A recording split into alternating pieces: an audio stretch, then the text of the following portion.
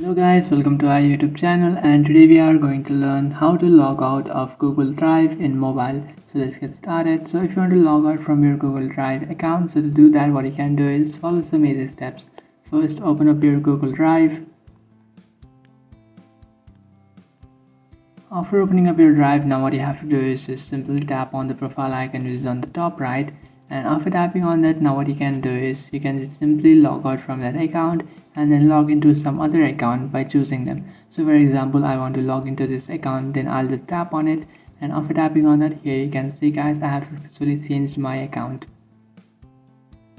But now if you want to completely log out from that account, then what you can do is just simply tap on manage accounts on this device, and after tapping on that, just simply select your Google account and then tap on remove account, and after tapping on remove account, that will be removed from your device. So that's it guys, this is how to log out Google Drive on mobile. If you find this video helpful, don't forget to like and subscribe to our channel. If you have any doubts, feel free to comment below. Thanks for watching.